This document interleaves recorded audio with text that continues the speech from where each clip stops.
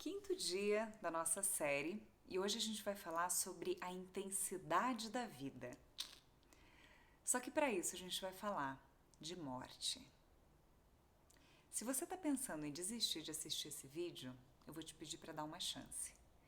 Porque, pelo que eu tenho observado ao longo de todos esses anos de trabalho, é que essa é uma das temáticas mais poderosas e transformadoras que a gente pode ter à nossa disposição. Explico.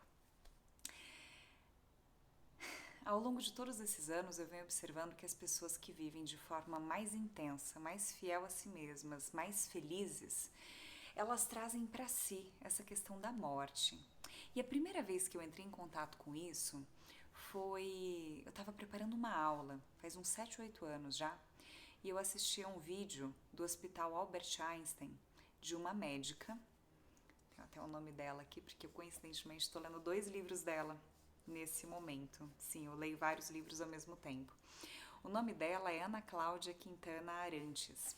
E nesse vídeo, ela trazia os estudos de uma enfermeira australiana, na verdade, os relatos, né, dessa enfermeira num livro chamado Os 5 Principais Arrependimentos dos Pacientes Terminais. Enfim, eu fui me aprofundando nisso, até o Before I Die, para quem foi no Congresso de Felicidade, né?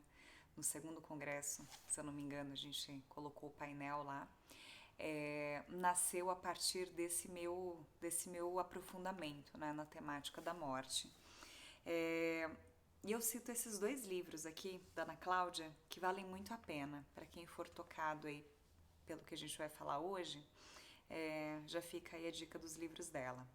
Um deles é A Morte é um Dia que Vale a Pena Viver e o outro é Histórias Lindas de Morrer.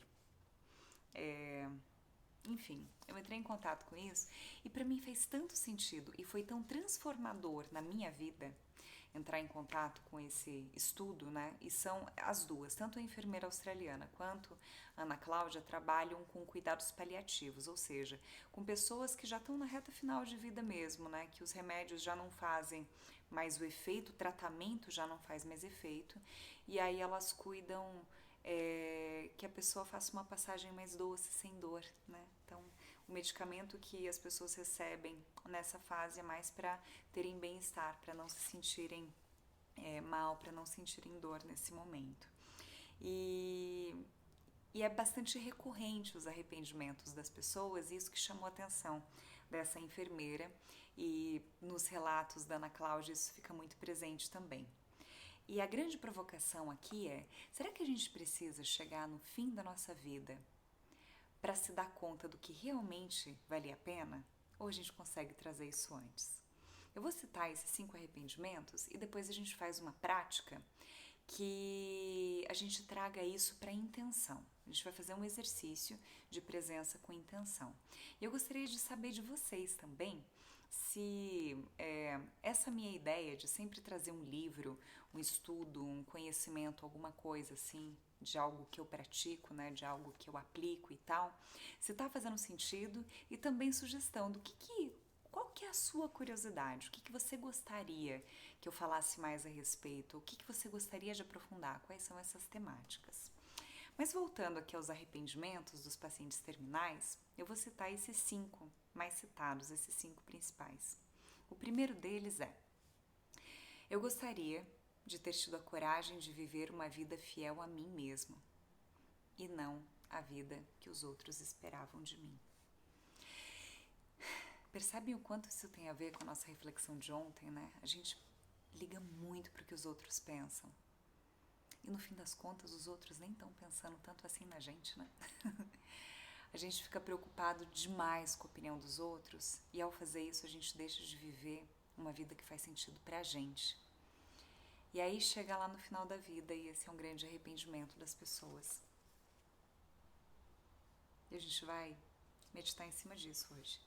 Segundo arrependimento: gostaria de não ter trabalhado tanto. Faz muito parte da nossa cultura, muito das crenças que a gente herda normalmente dos nossos pais e também estimulado por filmes e livros e tal, essa lógica de que a felicidade demanda esforço, de que tem que ser sofrido, de que tem que ser doído para valer a pena, para ser merecedor, né?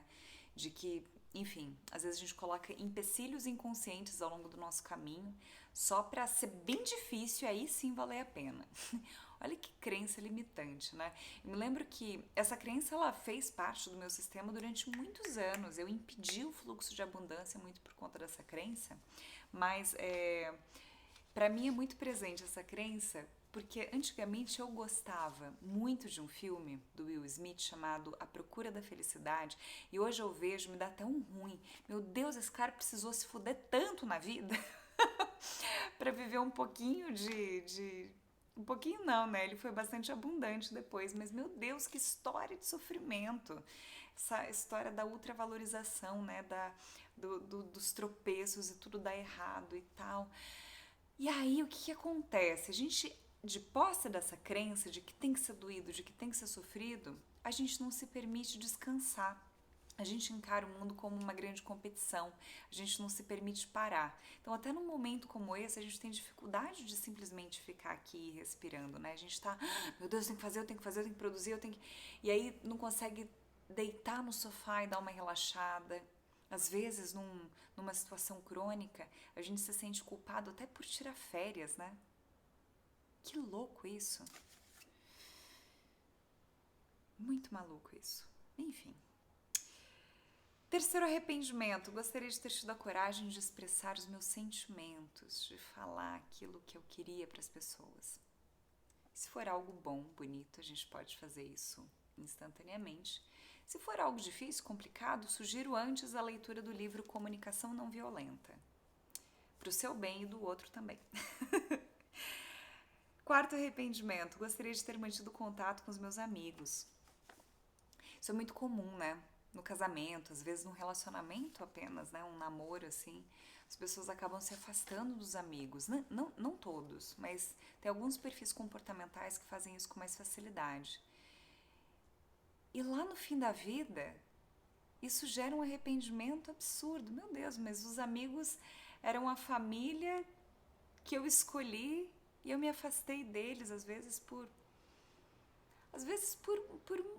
um comodismo mesmo, uma preguiça de pegar o telefone, ligar e manter contato, né? E o último arrependimento, que é um resumo de todos eles, na verdade, eu queria que eu tivesse me deixado ser mais feliz. Que profundo esse, né? Gostaria de ter dançado mais, de ter cantado mais, de ter comido mais daquilo que eu gosto. Gostaria de ter feito mais as coisas, né, que me deixam leve e assim por diante.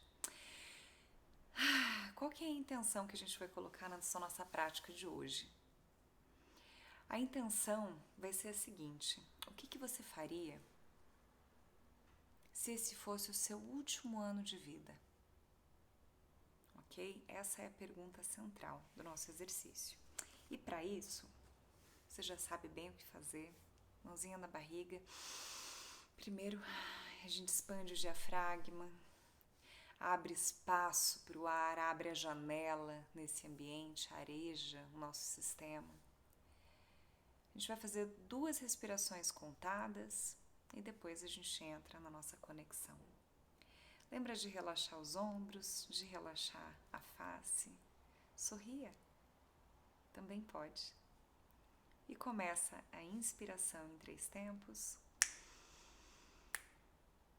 Solta mais lentamente em 6.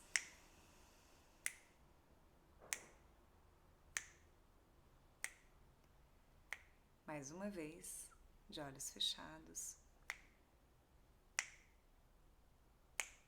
E ainda mais lentamente.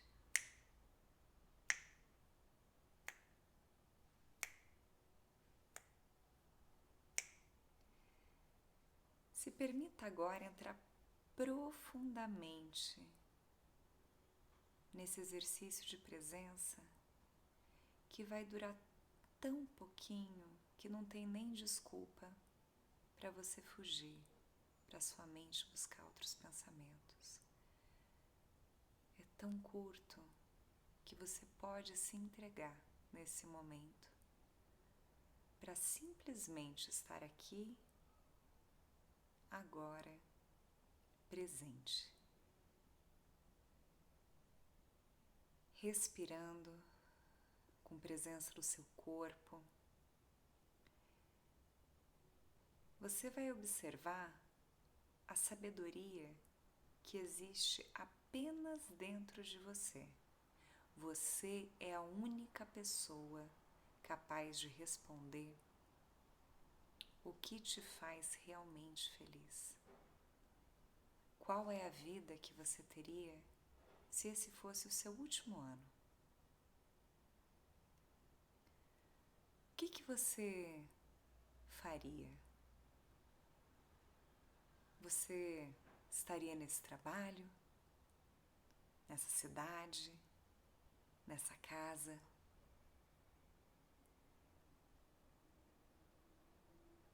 O que você gostaria de ter na sua rotina? Que lugares você gostaria de visitar? Com quem você gostaria de manter contato? Para quem, talvez, você gostaria de pedir perdão? Quem você gostaria que estivesse ao seu lado? O que você gostaria de comer com mais frequência? Qual é o legado que você gostaria de deixar?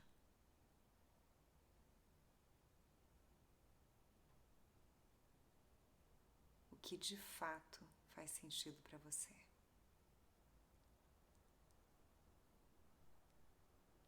Quais são os momentos que te permitem mais conexão, mais realização com você? O que você mais gosta de fazer? Se permita entrar nessa reflexão. Só você tem as respostas para aquilo que te faz realmente feliz.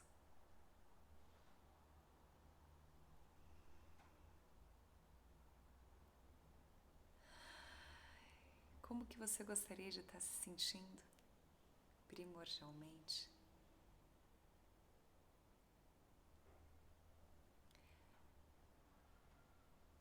Como seria a sua vida nesse seu último ano? Inspirando e exalando, vai aos poucos voltando. Sugiro que você siga com essa prática ao longo do seu dia. Tome nota de algumas coisas. Vá atrás de, sei lá, listas antigas de sonhos, de planejamentos. E observe como que seria a sua vida se ela estivesse terminando. Porque na verdade, a gente vive uma contagem regressiva. E quando a gente viu, já foi.